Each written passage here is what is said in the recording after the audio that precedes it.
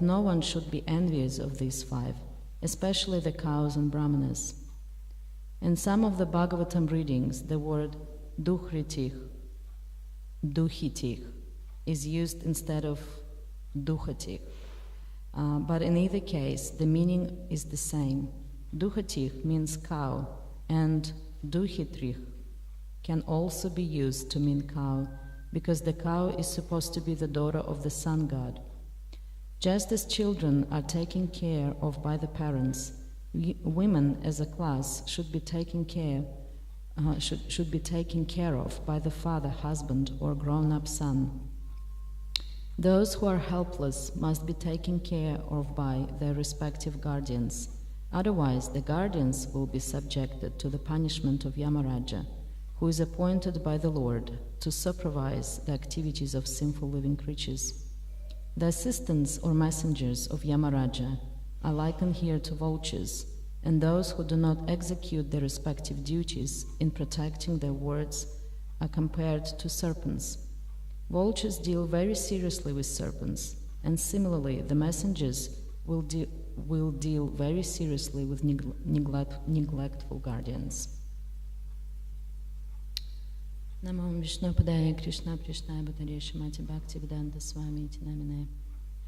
Namaste Saraswati Devi Gauravani Pracharine Nirvishesha Shunyavadi Paschatya Dashatarine. Jai Shri Krishna Chaitanya Prabhu Nityananda Shri Advaita Gadadhara Shivasati Gaura Bhakta Vrinda.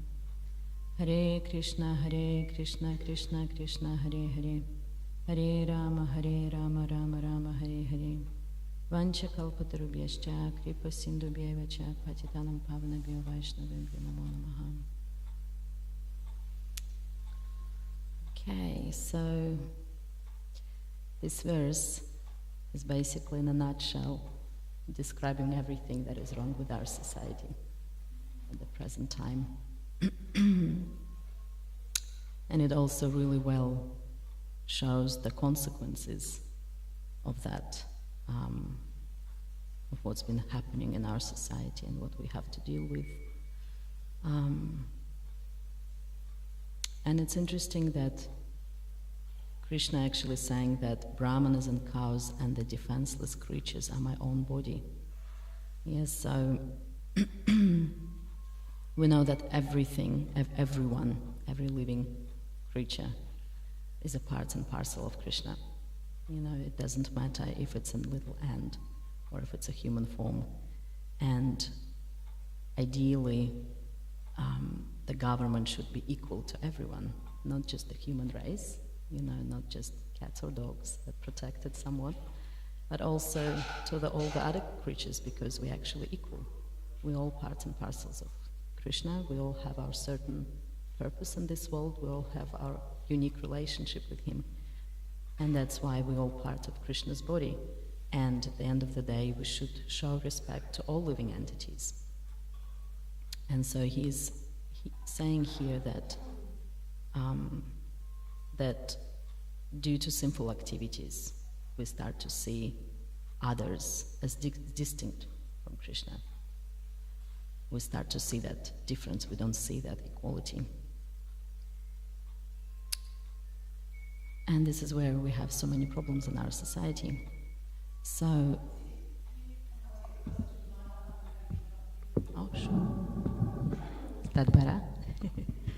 Okay. It's getting on the way of my screen now.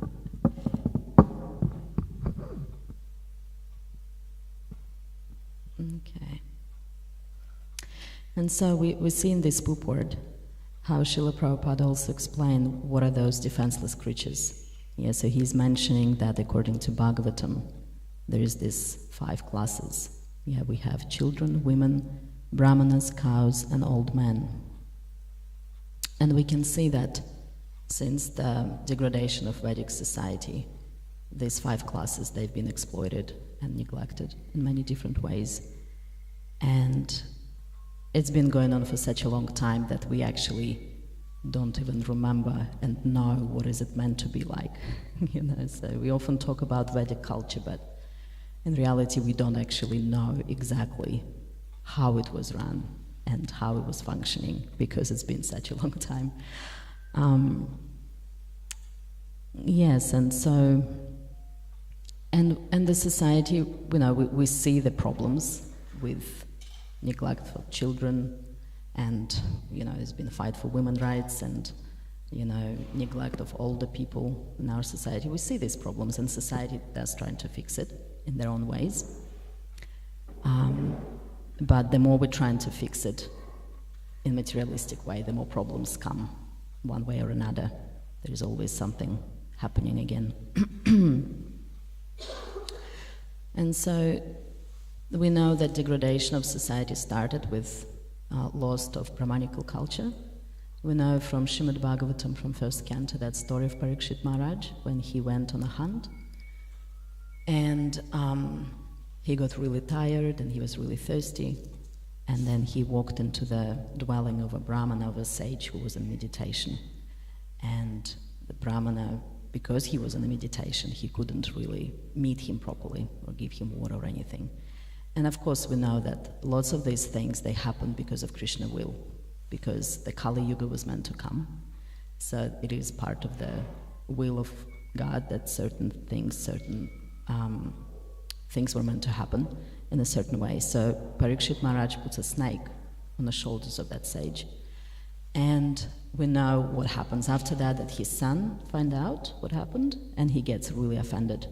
Yeah, and he speaks certain verses there when he says, look at this, you know, Kshatriyas, they don't understand the position of Brahmanas anymore. And he cursed Parikshit Maharaj to die in 7 days. And that was the beginning of how age of Kali was able to take power, because Parikshit Maharaj was the last rightful king that was standing on the way of Kali.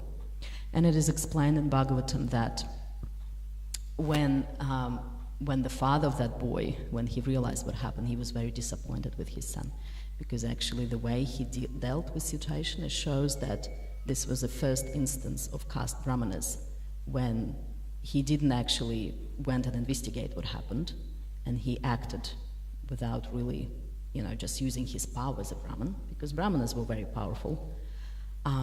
And that was the first instance when there was a degradation of Brahmanical society. And we know that Brahmanas were very powerful because they were advisors, and they were the ones who've been advising kings, and they always preserved the Vedic knowledge.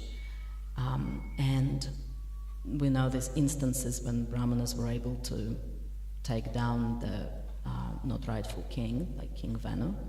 He wasn't a good king, and then Brahmanas came together and they took him from his rule. So they had lots of power, and that's why we see from historically, like when we read Mahabharata and all Krishna book, and we hear about these powerful demons, they were always chasing Vaishnavas and Brahmanas, because they know that this is those who maintain the society, and yeah, so they've always been harassing them. And even in recent history, we know that there was this king, Aurangzeb, that he was a Muslim king, to my understanding, and he wanted to destroy Temple of Madan Mahan because it was higher and shining brighter than his castle. And so he sent his soldiers overnight to go and destroy all the temples in Vrindavan, and they had to move the deities to Jaipur. So we know all these stories. And what he was also doing, he was persecuting Brahmanas. He was trying to get them to cut their thumbs so they couldn't chant the Gayatris. And so this is how eventually, you know, with time, the Vedic society got lost, because the Brahmanical culture started to get lost. And these days we see that society is in such a state that we have, for example, doctors and teachers. They are Brahmanas by nature. There was always Brahmanas who knew Ayurveda, and they would treat people who are sick. You know, and that was always done in such a way that out of goodness of their heart, but then the society was supposed to look after them and support them. And you know how we read it in Bhagavatam that Kshatriya kings were always distributing lots of cows and wealth to Brahmanas, that they were looking after them. But these days, society doesn't protect them in this way, and so we know that it's not like the doctors and nurses and teachers are all about money, but they just have to survive in this world, you know, because society is not protecting them how it's meant to be. And so that's why we have this situation that sometimes someone is really need that medical help, but they're not able to afford it, and we have all these scandalous things we hear about what doctors did or teachers did, or, so it's all just the consequences of, not able to protect that culture, that Brahmanical culture. And then we have same happening with the cows. The cows are a very special animal, and Krishna loves cows, and they're sacred animals. And we know that they're like mothers, because they give us milk, and there's so much you can make out of milk. It's actually one of the main ingredients in deity worship. Like, you can't put your ghee wicks and olive oil, so we know that they're very special, but we know that cows been exploited. This is like probably the nicest way to describe it, because they get milked, they getting their children taken of them, and then they get killed for meat. And Srila Prabhupada was always saying that until we stop doing this, there's always going to be war somewhere in the world, and it doesn't matter what United Nations are trying to do and the rules they're trying to bring and, all these conventions, but people eating this, food which is full of pain and aggression and just the consciousness of people that I'm just to satisfy my tongue, I'm happy to kill the other living creature.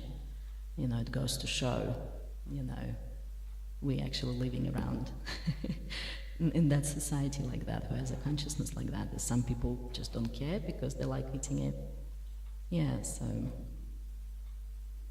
and as a result, the society is trying to fix it in a way that, yes, we have vegan movement, which is very popular at the moment, and it seems like it's a good thing, we finally some protection for animals, there is finally some,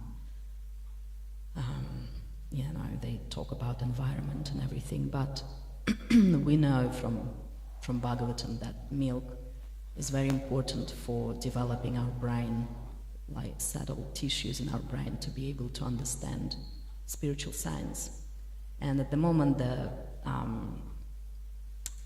modern science wasn't able to prove it yet, because actually we don't really know much about brain. We only know a few things, so we weren't able to study that yet, just the modern science. But the Bhagavatam tells us about that, that the milk is actually really important for our spiritual development.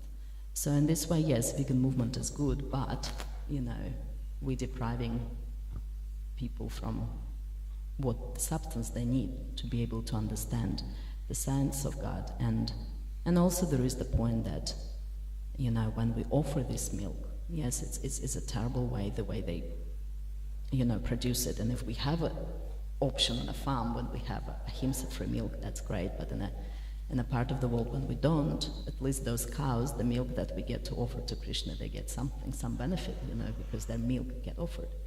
So yeah, society is trying to fix it, but it creates further problems again. And then we know that, there is old people, and this is quite a problem, you could say, because again, the people, the children, they're just trying to survive in this world, trying to maintain their job, give food to their children, and oftentimes they find themselves not able to support their old parents because they struggle so much, because society doesn't support you, because our families are weak. Oftentimes there's a lot of divorce going on, and it's the same goes with children. And there is so much abortion, and it's actually been protected by law now, that's right, to abort children, to kill children.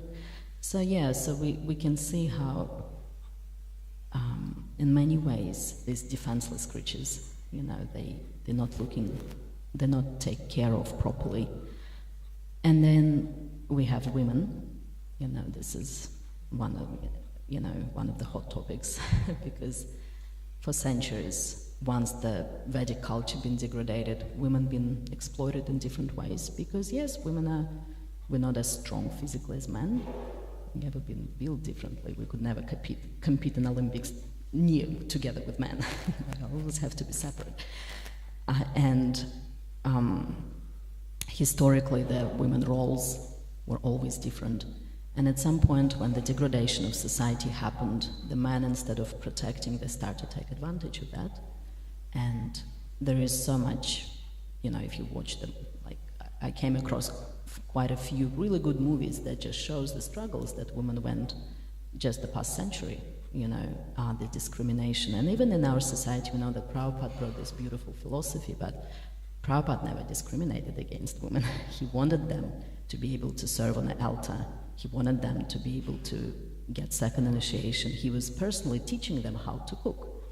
And yet there would be some of his disciples who were really conservative, and they would think that that was Maya, Prabhupada spending all these hours in the kitchen with his disciples, teaching them how to cook.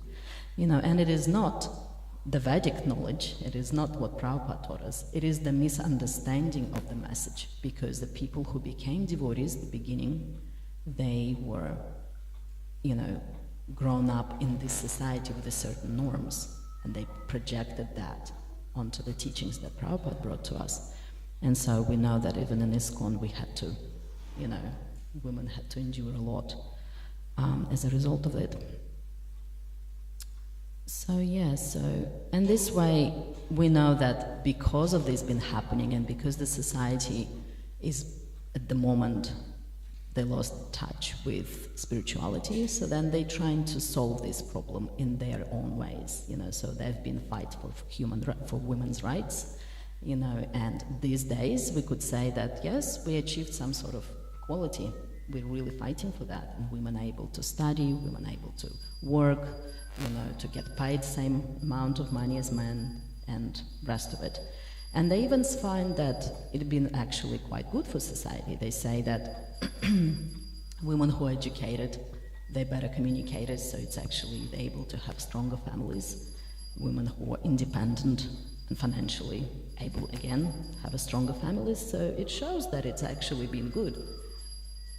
But it's ironic, because when we just say that we're able to have a strong family because a woman in the family is a good communicator and she's financially independent, and hence she's more respected. She wouldn't let her husband to domestic, we have rules for domestic violence. It kind of just goes to show that it is degradation of society so much that the woman has to make sure that she is educated and financially independent for her family to actually be, so yes, we society see these problems, we see them every day, the racism, the discrimination, all these things, and they're trying to fix it, but they're missing the essence.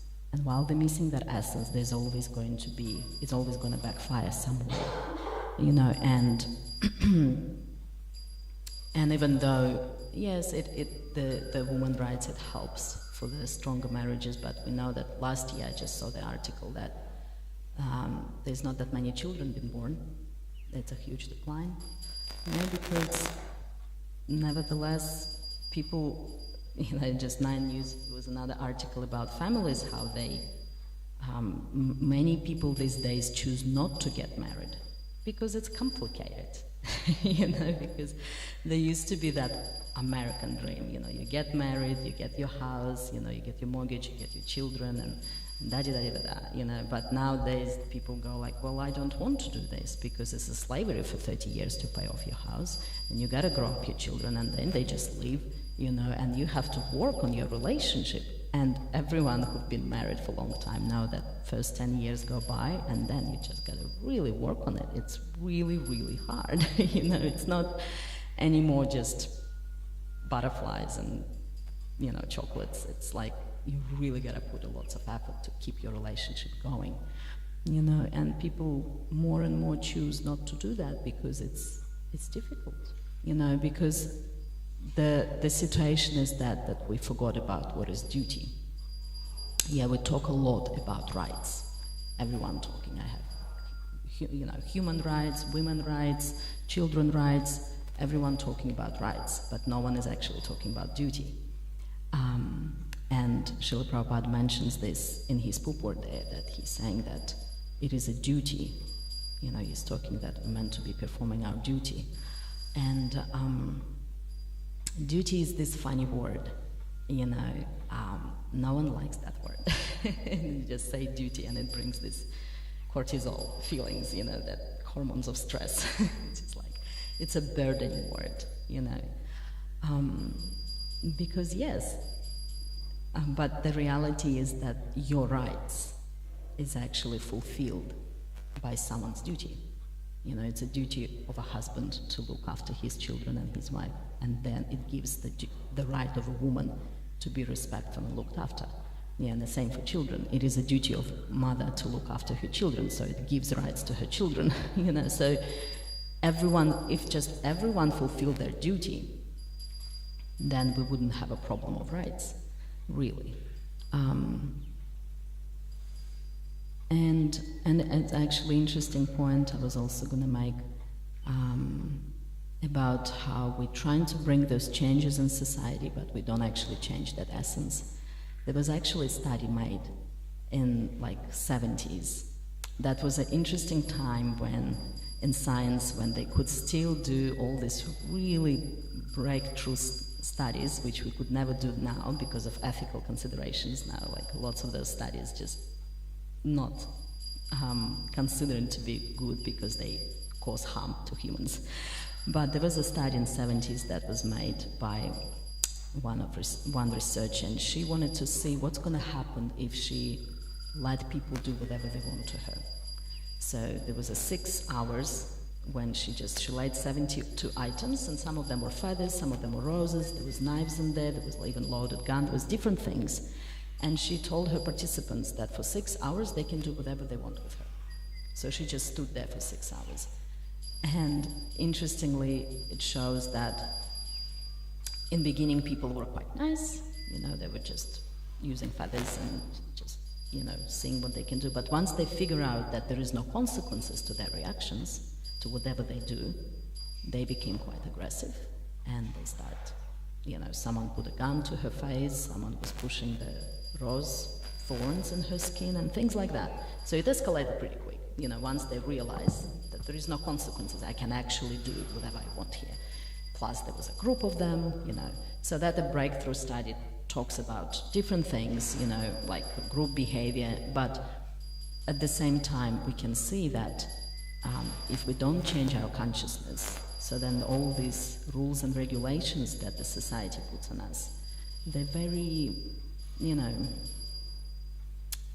they don't really do the job. They don't change the heart of people.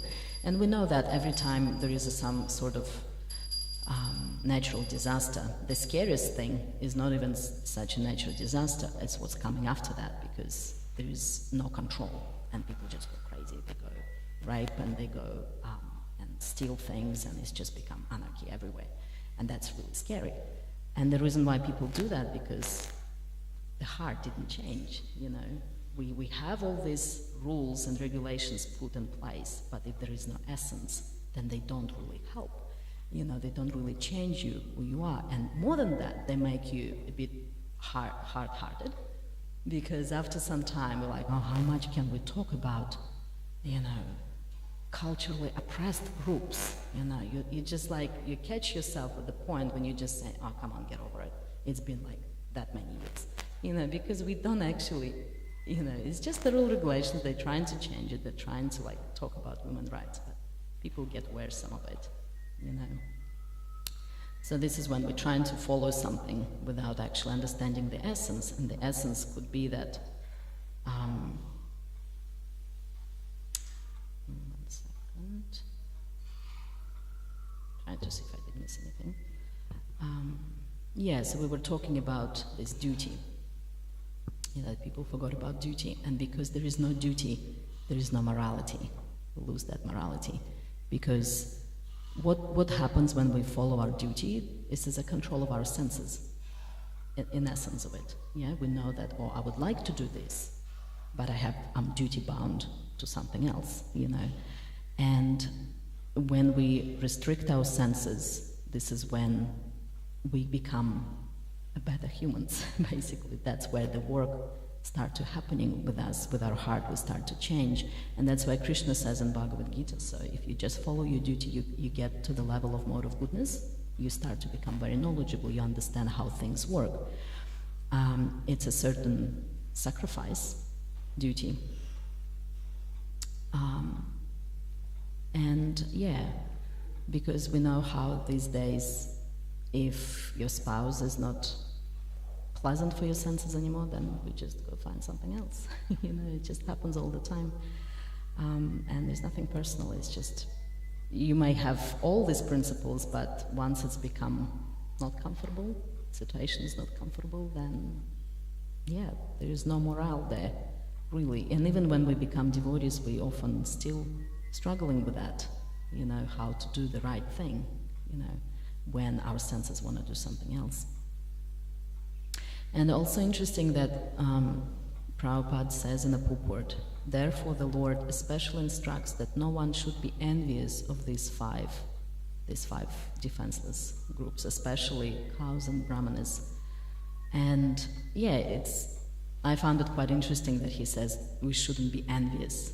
Yeah, what does that mean, that we shouldn't be envious? And envy is it's a core quality, and all other bad qualities coming out of that one. But it also can be manifested very subtly. And so ultimately we know that we are here in material world because we were envious to Krishna and we wanted to be controllers and enjoyers. And that's why we didn't want to accept him as a master. We want to be masters ourselves, so that's why we came here. And being envious to him, we're trying to explode everything. And who cares that Krishna said that they're special? Like, why should I treat them any special? Why should I understand that woman is physically weaker than me, and treat her any different? Well, that's her problem, So even like eating meat, that is manifestation of pride. Yeah, thinking that my life is more valuable than others, that I'm higher there, that my senses are more important. This is a manifestation of pride, which comes from envy. Yeah, so we were talking about duty, that if everyone would perform duty, that might fix the situation. But there is also a catch, because we know that in the age of Kali, it is very difficult. Because what happens is that even in Vedic times, performing your duty is a very tricky thing, because if you just misstep somewhere and someone get upset, you get very serious consequences. There was that story, I think it was King Yayati, I'm not sure his precise name, but he was giving charity to brahmanas, and he gave away a herd of cows, and then one of the cows wandered to the herd back to him, and then he gave that herd, another herd, to another brahmana. So basically he gave same cow twice to different brahmanas, because the cow just wandered off. And then the brahmanas got real upset, and they came to him and they started fighting. He's like, you gave me this cow, and now you gave that cow to that person, and they got real upset, and he was like, okay, how about instead of this cow, I'll give you 1,000 other cows. But the brahmanas were like, no, they didn't want to. And they end up cursing him. So he's been doing the right thing for so many, following everything, completing his duty, doing all the righteous thing as a king. But then one mistake, and he became a lizard. We see that story in a Krishna book, when Krishna, I think it was his sons or his grandsons, and they were playing, and they saw that lizard at the bottom of the well, and they called Krishna to help to get it out. And once he got it out, and the lizard got its original human form, and then it told them what happened, that he was performing his duty. He was a righteous king, and then he made one mistake. And because this is the nature of material world, there's someone is always going to be unhappy one way or another. And that was in Vedic times, and now we live in Kali Yuga, and everything is just upside down. When I started studying my psychology degree, I thought okay, there would be maybe some people who have mental disorders, and other ones are all fine. But the more I was studying it, I realized that actually most of the people have some sort of mental, traumas, all sorts of different things that happen to them. It's everywhere. And the reason why it's like that is because we live in this society, and we've been living in this society for long and trying to survive in it. And you can be doing your best, trying to be your best husband, best wife, the best mother, and at some point you misstep somewhere, and there, your child got traumatized. Even though you tried so hard, because we don't have that background. The Vedic knowledge been lost for a very long time. We don't know how to do the best. We try our best, but we don't know how to do best. And so in this way, we can try, but it is a thankless task. And I personally just, been contemplating one of those things recently, because we're just getting our kids' bedrooms built. Right today, I have builders on our side building kids' bedrooms, and we've been getting ready for that for long because kids needed their bedrooms, and we're extending the house. And I was just thinking how much effort it was just to find money for it, to build it, how long it's going to take to finish it and everything. And I was like, in 5 years, my children are going to grow up, and I'm going to end up with this huge house. They probably, I don't know what they're going to do, they might move out. And then I'm with this huge house, I put so much effort building it, saving money for it, and I'm thinking, maybe I should have just, got this money and just take them traveling, and create nice memories. But then you create the memories, and the memories fade eventually, because what happens is time destroys everything in material world. It destroys everything. You put so much effort to get your education, and yes, you will be working some time, but then it also disappears. Your physical strength disappears. Your body starts to deteriorate. Your memory goes. Everything, So unless we put essence to it, unless we offer it to Krishna in some way, then all of this is for nothing. You make so much effort, and whichever way you go, you might be growing beautiful children, but then they grow up and they leave you, and you never know what's going to happen there. You might be putting so much effort in your relationship, and then your husband or your wife got traumas, and they just can't get over them. And it doesn't matter if 15 years you've been putting effort into maintaining this relationship, because it's Kali Yuga. So this is the reality of our situation, and what Prabhupada came and gave us this knowledge, and he basically saved us. Because in all this mess that we have, this society which has been flawed in so many ways for so many years, and centuries, and he finally brings that essence, that even if we, fail in our duty, even if the result was not perfect, but if we've been doing it as an offering to Krishna, then even that time will destroy the building that I build or the memory that I have of my holiday. But because I've been doing it for Krishna, it gave me that realization. It made me closer to him, and that what is I'm going to take with me when we leave this body, because we can't take anything with us, but we can take that. And so all of a sudden, all these activities start to have some sort of purpose. It has essence in it of doing things for Krishna. Yes, and so there is this verse, how could we say that the knowledge that Srila Prabhupada brought to us, he brought us the means to change society. Because yes, we have these problems we've been trying to deal with, and how we've just been discussing how without changing the essence, nothing really helps. But Srila Prabhupada brought the knowledge of how to develop proper qualities so we can become a better humans, a better in all sorts of ways. And at the end of the day, we have this peace formula that is in Bhagavad Gita 5.29. Bhoktaram yagyatapasam sarvaloka maheshwaram suhridam sarvabhutanam gyatmamam shantin richati. A person in full consciousness of me, knowing me to be the ultimate beneficiary of all sacrifices and austerities, the supreme lord of all planets and demigods, and the benefactor and well-wisher of all living entities, attains peace from the pangs of material miseries.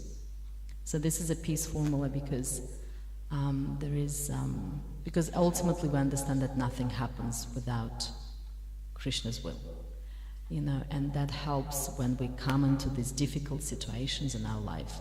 People sometimes ask why there is suffering, and we know that if we didn't have those nerves in our body, then we could possibly put our head on a stove and it will be burning and we wouldn't even know that it's bad for us, isn't it? Because this is why we have pain, because when we cut or something happens, our body tells us, okay, this is not good for you.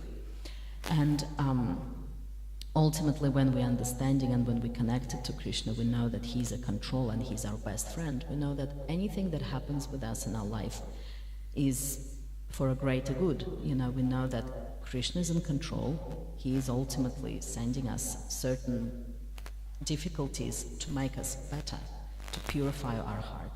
And in this way we can remove the certain person that we think is causing us the distress and actually focus more on ourselves. And the example given of that is in Srimad Bhagavatam when Parikshit Maharaj found the bull. He came across the Dharma bull with his lying with his legs, bleeding and everything, and he asked him, he was like, who did that to you? And that conversation is very interesting because the bull didn't say, oh, it was that Kali man. He goes like, it's actually really hard to say what was the cause of my misery, because he looks more deeply into it. He says that he understands that everything happens as a result of my past activities. And then the Kali, he was just there as an instrument who was meant to, do what he was meant to do, get his reactions. That's how the bull talks about it. And that illustrates to us how we can approach the life. So if we accept this mood, when we go about our life in this society, then there is a hope that there will be peace one day. If we accept the mood of doing everything to our best ability as a duty for Krishna, then there will be a hope that these 5 defenseless creatures groups will not be exploited anymore, and there is a hope that we're actually going to have a peaceful society, because like Krishna says in here in the verse that that the furious serpents, that people who neglect their duties and exploit others, they're like furious serpents. And then the vulture-like messengers of Yamaraja, are going to tear them apart. So I think that's all I wanted to say. Is there any comments or questions?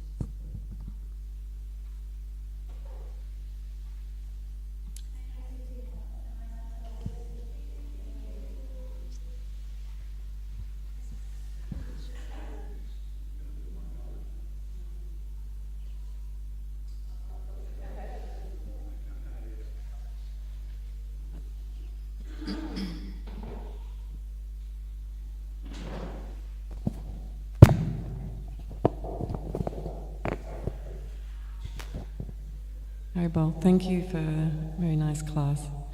It's a comment.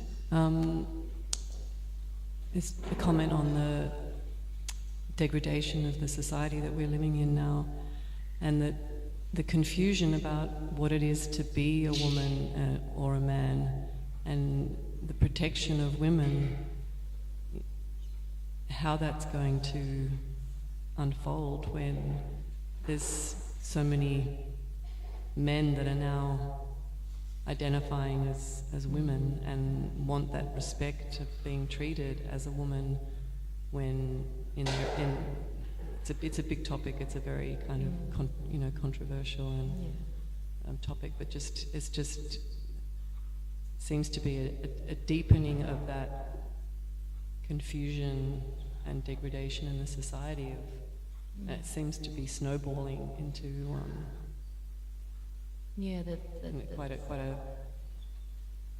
Yeah. Yeah, it's a very good point actually, because you know how we were talking about these defenseless creatures, and then there is 5 classes of them. But then it is also said in Bhagavatam that Shudras are also need protection, also quite defenseless. So in the Vedic times, Shudras weren't even given money. They were given food or, you know, clothes or things like that, because they couldn't be trusted that they actually would do good with that money that they were given. So that's why they were used to give them things that they might just physically need. And nowadays, most of our society, even when we're talking about men, you know, because most of them are Shudras anyway. Sometimes people even say, but Shudras are too advanced. Because to be a Kshatriya, like sometimes we meet people and we think, okay, well, he has qualities of Kshatriya, like he's want to protect and, you know, or the Vaishyas, but the reality is that Kshatriyas used to know Vedic knowledge quite well. They were not just warriors, they knew Shastras quite well. So because these days society, you know, we don't know anything, so most of the men also, those defenseless creatures that need protection, they don't know what they're doing, they're confused. And so this is the reality of it, that yes, in Kali Yuga, there is no one here, you know, who is really, just like you mentioned, it's just like, whatever way you look, everyone is struggling. You know, everyone needs that protection. Everyone is actually not qualified. Yeah, so, yeah. So that's why what Prabhupada brought to us, you know, even though there could be confusion about identity or anything, but anyone can practice devotional service. You know, even if you identify as a woman or a man, or doesn't matter, you know, gay or lesbian or just normal, or, you know, I don't even know how to, but nevertheless you can practice. You know, and that is what can save the society. And that's why Kali Yuga, even though it is like considering to be the most terrible time to live, but at the same time, Kali Yuga, also in Bhagavatam it says, it has this huge advantage that we have holy name. You know, because in previous years we have to like do sacrifices and deity worship, and everything was really like serious. This day we're not able to do that, but we have holy name. And we've got Lord Chaitanya coming here, so these are the advantages.